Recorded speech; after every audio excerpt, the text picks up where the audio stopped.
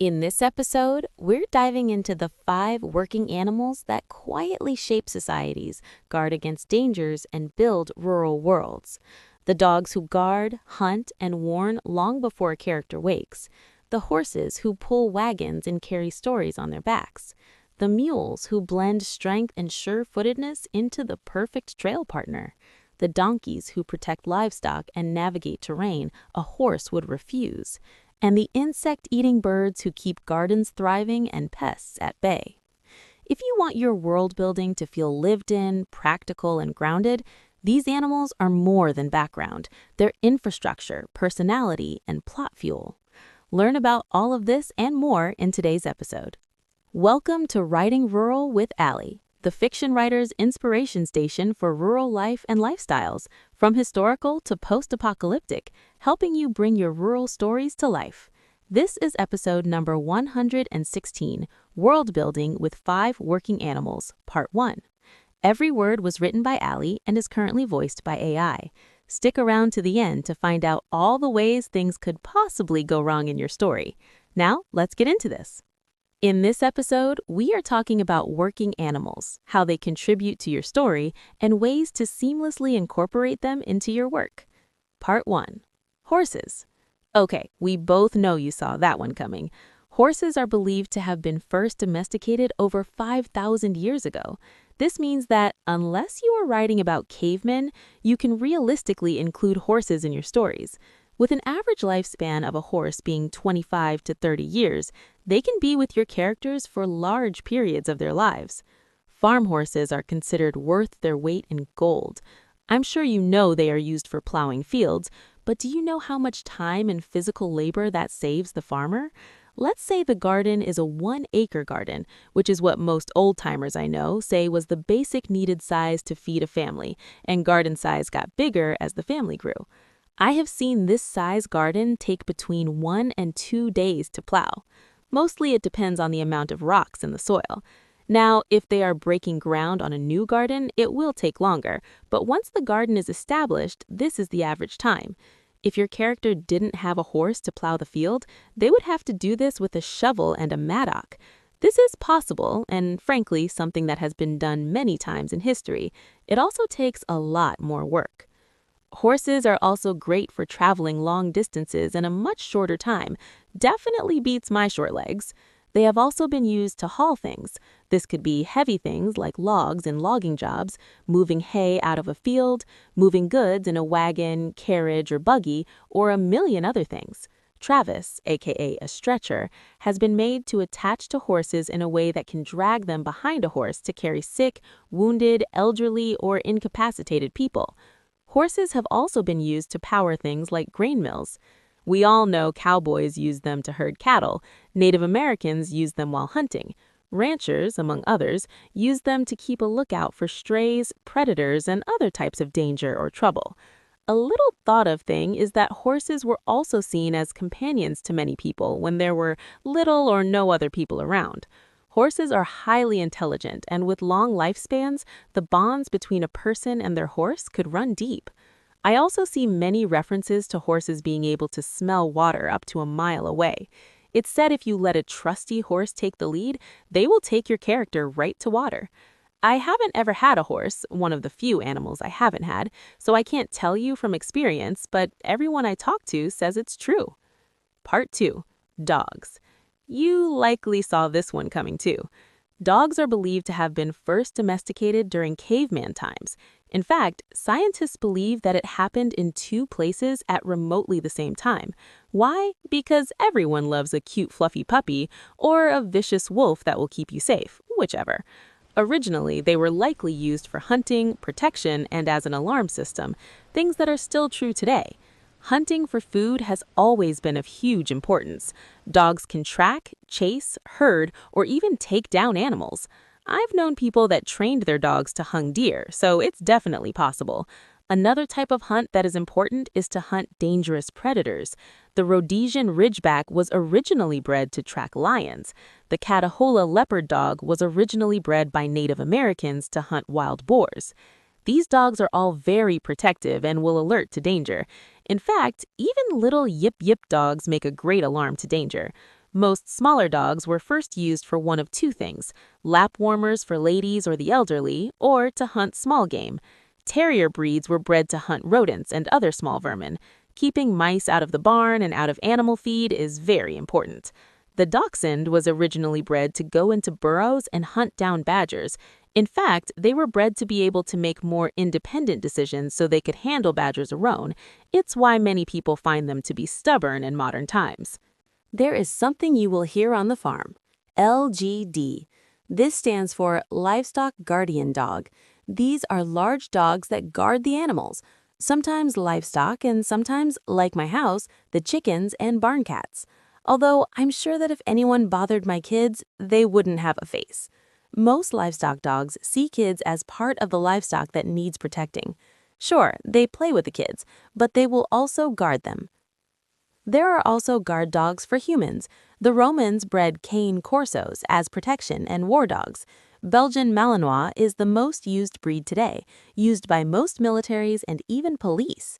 However, most dogs will be protective of their owners unless their individual personality is more timid. Years ago, my husband and I used to foster dogs, and I've had pit bulls that would not have hurt a fly, and I have had Labradors that tried to bite. Temperament is very important for a dog's behavior, along with its background. Dogs also make a great deterrent. What I mean by that is that a dog barking is normally enough to scare off predators such as wolves, coyotes, bears, and even bad guys. A few years ago, I was home alone at night with only my kids when I happened to look out the window because I saw movement. A stranger was walking up my driveway. Now keep in mind, I live in the middle of nowhere and they had to walk most of a mile up the driveway alone. You don't accidentally come out here. I called the cops while grabbing self-protection. I'll call it that since the G word would get me banned on many platforms. I never had to use said G word. My large guard dog surprised the man and sent him running. The man never came back. Dogs will also guard against other things you would be surprised about. Even my little dog will run off opossums, raccoons, skunks, and snakes. Actually, my barn cats do this too, and I think my dog taught them to do it. Weird, but I like it. Now, if your characters are in a cold place, there are sled dogs. On top of being great survival warmers, they help with transportation and moving goods. This was used by trappers, mountain men, and we all know the tale of Balto. And of course, we can't skip companionship. People in the wilderness all alone are lonely. Dogs make great companions too, both to little old ladies, kids, lonely people, and well, everyone. I can't tell you how many people who live alone say they talk to their dog to keep their sanity. It's very common and would make your dog a character in and of themselves, which could be very fun to write. Number 3, donkeys. Donkeys are next, and I will be honest, growing up I knew these as protection animals. This fact always seems to surprise people, but it's true. Many livestock owners put donkeys out with their cattle as guard animals. This could be sheep, goats, cows, or horses. You see, donkeys will fight and defend the other animals from things such as wolves, coyotes, stray dogs, along with coyodogs and coywolves. If you don't know what those are, coyodog is the term for the offspring of coyotes and stray dogs. Coywolves are stray dogs and wolves. These are exceptionally dangerous because they have the hunting instincts of a wild dog but lack the fear of humans wild dogs have, which is a danger for another episode. They have been used to plow fields for farmers. Just like with horses, they have been used for transportation. This includes pulling carts and even small wagons. Donkeys in history were seen as non-war animals and used as transportation in hostile areas and in places of tension to look non-aggressive. It was also common to use them for work, such as turning grinding stones in mills. However, the one most people think of is that donkeys are pack animals, meaning people throughout history and today use them to carry things. On top of their strength, they are more sure-footed than a horse on rocky areas, where a horse might slip. This makes them perfect for transporting things on mountains, through narrow pathways, and in rocky terrain. They have been used by miners, traders, and farmers all over the world, carrying goods, firewood, and other supplies for them and between villages. Number 4, mules. Mules are the crossbreeding of horses and donkeys, although most are born sterile. This means they have horse size and strength with the sure-footedness of a donkey. They also handle hot weather better than a horse. Their personalities can be very stubborn, but many owners I have spoken with say that they are calm and very little spooks them. No, I have never owned one myself. Like horses and donkeys, they have been used for plowing fields, livestock guarding, and transportation. They have historically been used for mining carts, pulling freight, and canal boats. Armies have used them to move supplies. One of the reasons cited for being them because they're sterile. If they can't have babies, they don't need the downtime required to be pregnant and feed the baby. Baby animals are not helpful in delivering war supplies. Number 5. Insect control birds.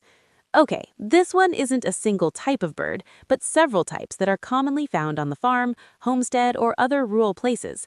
These used to be, and still are, used to help control the bug population. These include, but are not limited to, ducks, geese, turkey, guinea fowl, and in modern times the most common bird is the chicken. Now, controlling the bugs is important to the safety of crops or gardens and orchards. Some common garden bugs are aphids, spider mites, caterpillars, beetles, cutworms, and even pill bugs, although we always called those roly-polies. Just keep the chickens away from the garden as they tend to eat the plants and dig them up into nothing but dirt. These birds also help with the mosquito and gnat population, along with ticks and chiggers. Ducks and geese help with aquatic bugs, and chickens are amazing at eating ticks. We let them out in our yard and rarely find ticks in the areas they have been. A bonus is that bird poop is great for the garden. We put the poop from the chicken coop into the compost to make fertilizer. However, we also had geese that roamed the gardens and they fertilized it themselves. Fun fact: geese and guinea fowl are a perfect alarm system. They will sound off alarms for danger, predators, strangers, anything unfamiliar, and even celebrate their favorite person coming home, although that person is normally the one who feeds them. One quick reminder before we get to all the ways things could go wrong in your story.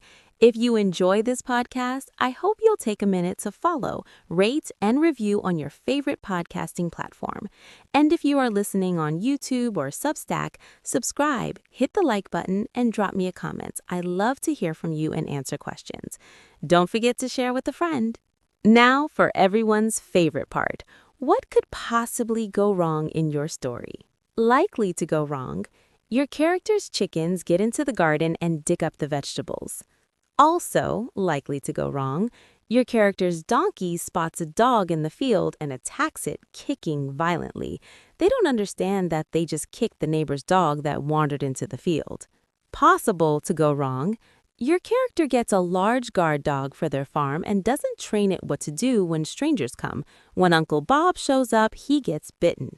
Also possible to go wrong, your character thinks that just because a donkey is more sure-footed than a horse, that they can go anywhere. They take them on an icy hill and the donkey slides down the hill and lands on your character. Ouch! Also possible to go wrong, your character's black dog stops a stranger in the night. As the stranger comes to steal things, the dog stands up in the shadows. The robber thinks the ground rose up and started to growl at them. Unlikely to go wrong, your character's ducks decide to fly south for the winter and never come back. Also unlikely to go wrong, your character is having a mule pull a cart. They get tired and their stubborn streak kicks in. They stop moving and refuse to start again. Improbable, but still technically in the realm of possibilities. Your character trained a hunting dog to herd deer to them while hunting. One day, instead of a deer, the dog herds a mountain lion to your character. Also improbable, but still technically in the realm of possibilities. Your character's female working mule is not sterile. It becomes pregnant and is not able to work a year while pregnant and then needs between 4 and 6 months to wean the baby. Now they are out a working animal for a year and a half. Thanks for listening. Until next time, happy wordsmithing.